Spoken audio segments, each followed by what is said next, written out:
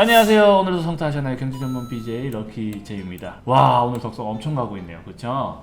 18, 15 이렇게까지 가고 있어요. 그럼 어떻죠? 제가 늘 말씀드렸죠? 윤석열 씨 간다고 무조건 하락하고 이런 개념 이제 아니에요. 왜냐면 윤석열 씨는 보수 대표주자, 이재명 씨는 진보 대표주자. 어차피 진보에서 경선 1위를 하느냐 안 하느냐가 더 관건이기 때문에 윤석열 씨 지지도가 높아지든 어쩌든 신경 쓰지 말고 투자를 하시면 됩니다. 자, 분석 들어갈게요. 이재명 씨 관련주 동신건설.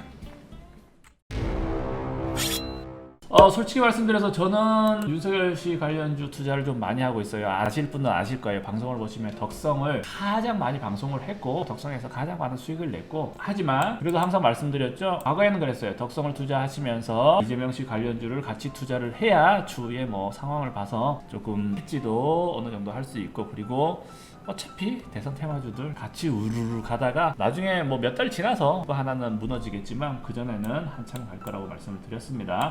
뭐 예를 들어서 덕성 같은 경우에는 어때요? 투자 좀 잘하시는 분들은 여차 악재 나올 때 그냥 팔아버리고 아니면 스캘핑을 점점 하면서 물량을 늘렸다 줄였다 했겠죠. 그러면서 아래쪽에서 요 정도니까 오 기회다, 물량 엄청 늘리셨을 거예요. 그럼 어떻다? 여기 기준으로 볼게요. 16,000원 기준으로 봐도 약 8,000원, 50%가 거의 올랐네요. 그렇죠? 물론 위에서 뭐 들고 있던 물량 말고 아래쪽에서 추가로 매수한 물량은 50% 이상 쉽게 거의 뭐 일주일 만에 50% 수익을 내신 거죠. 그에 반해 이재명 씨 관련주 동신건설은 살짝 재미없긴 해요. 독성주 같은 경우는 오히려 급락을 했기 때문에 사실은 중간에는 저항선이 없었지만 여기 저항선 기준으로 해서 저항선이 살짝 있죠. 그래서 지난번 7월 27일도 급등을 한번 하려다가 저항선 맞고 다시 떨어져서 다시 아래쪽에서 놀고 있긴 해요. 하지만 어떻다? 이낙연 씨가 암만 쫓아온들 솔직히 말해서 이재명 씨 역전하지 않을 것 같아요. 지금 현재 이재명 씨한테 악재 하나가 생겼다고 하면 경선 일정이 조금 미뤄졌잖아요. 그래서 그 부분 자체가 2번 주자, 3번 주자가 충분히 표를 높여갈 수 있다라는 생각으로 지금 열심히 하고 있긴 한데, 그럼에도 불구하고 안 돼요. 이재명 씨 관련 악재 정말 많긴 해요. 솔직히 말씀드려서 저 정말 이재명 씨 올라왔다 사라지고 하는 영상들 저 다 봤거든요. 그 음성 파일 다 봤는데 정말 악재가 심하긴 한데, 문제는 이낙연 씨도 악재 많아요. 꺼내기 시작하면 문제가 많기 때문에 실질적으로 뭐 경선 과정에서 일일이 다 꺼낼지 뭐 어떻게 될지 모르겠어요. 지금 살짝씩 꺼내고 있잖아요. 이재명 씨가 너무 앞으로 가니까 같은 편인 민주당에서 그런 것들을 꺼내요. 맞죠? 악재들 꺼내니까 이재명 씨도 꺼내고 뭐 서로 꺼내면 어찌 되었든 이재명 씨가 저는 확률적으로 약 80% 확률로 이재명 씨가 1위 할 거라고 예상을 하지만 20% 확률로 아닐 수도 있으니까 그런 부분 본인께서 정확하게 정치적인 부분은 판단을 하셔서 투자를 하시고요. 저는 일단 이재명 씨가 경선 1위 할 확률 자체가 지금보다 더 줄어들지 않는 기준으로 설명을 드릴게요. 윤석열 씨가 암만 앞서가는 건 의미가 없어요. 경선에서 이재명 씨가 1위 하는 기준입니다. 그 기준에서는 48,000원 여기 저항선은 크게 두렵지 않기 때문에 언제 뭐 다음 주가 될지 다다음 주가 될지 모르겠지만 봉들을 조금 더 만들고 그 다음에 상승을 해주면 여기 48,000원 선을 한번 강하게 치고 올라갈 거고요. 근데 52,000원 여기 저항선도 좀 강하긴 해요.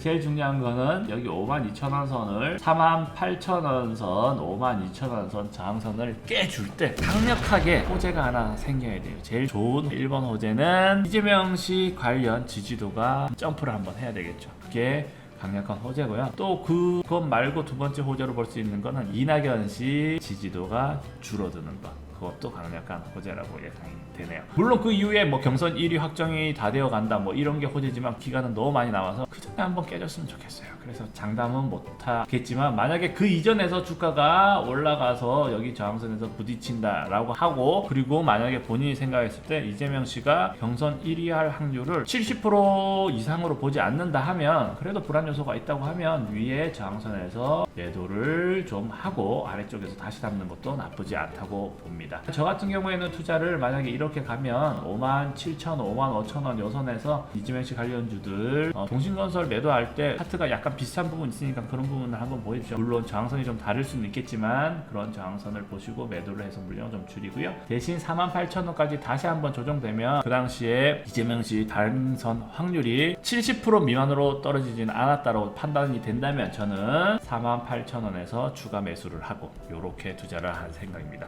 동신건설뿐만 아니라 지금 현재 이재명 씨 관련 테마주들이 많잖아요. 지금 좀 특이한 거는 오리엔트 전공 같은 경우에 딱히 키 반등 없이 주가가 좀 많이 조정되고 있긴 해요. 근데 항상 말씀드렸죠. 6월 10일 오후 2시를 보라고 말씀드렸잖아요. 이때만 보더라도 윤석열 씨 관련 악재가 나왔을 때 급등을 한 부분만 보더라도 어차피 오리엔트 전공도 당연히 이재명 씨 관련 호재로서 움직이긴 하거든요. 그러니까 걱정하지 마시고 지금이라도 만약에 이재명 씨 관련 테마주를 좀 사고 싶다. 그런데 다른 주식들은 좀 애매해. 반등을 이미 해서 좀 가격이 메리트가 없다 라고 판단을 하신다면 저는 오리엔트 전공을 살짝 아래쪽에서 물량을 모아가시는 것도 나쁘지 않다고 봅니다.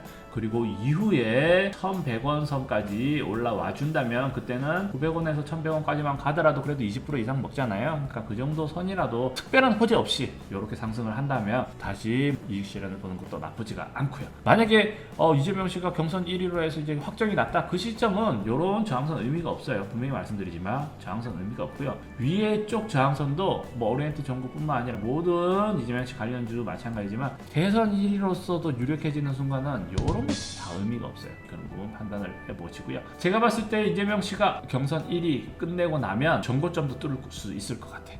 솔직히 말씀드려서. 그렇지만 장담까지 못하겠고 적어도 그래도 57,000원 요선까지는 한 번쯤 가줄 테니까요. 경선 1위로 이재명 씨가 확정이 될 확률이 어느 정도인지 그 부분은 정치적인 부분이니까 본인에게 맡기겠습니다. 그 부분이 맞다면 제가 말씀드린 대로 투자를 한번 해보시고 아니다라고 생각하시면 조금 상승했을 때 48,000원 뭐 요정도 저항을 받았을 때 물량 털고 나가셔도 할 말은 없고요. 하지만 제 정치적인 판단은 윤석열 씨가 보수 쪽 1위, 이재명 씨가 진보 쪽 1위 해서 정정당당 1대1로 붙을 거고요. 붙으면서 이재명 씨가 윤석열 씨 뜯어먹겠지만 그때쯤은 윤석열 씨 아래쪽에는 뭐 이준석 씨뿐만 아니라 디스 잘하는, 네거티브 잘하는 강력한 전사들을 보유한 이유이기 때문에 그때가 윤석열 씨가 경선 1위로 나오고 나면 그때는 저는 윤석열 씨가 이겼으면 좋겠다라는 이런 발언을 하면 안 되나요, 주식 투자에서? 아무튼 개인적 의견입니다. 정치적인 부분은 함부로 말 안 할게요. 진보 보수 편가르기 하면 안 되니까. 자, 그렇게 해서 윤석열 씨 관련주든 이재명 씨 관련주든 알아서 잘 판단해 보시고 어차피 저희야 주가 오르면 돈을 벌고 부를 축적하면 되니까요. 정치보단 경제적 수익 많이 보시고요. 이상 경제 전문 BJ 럭키 제이였습니다.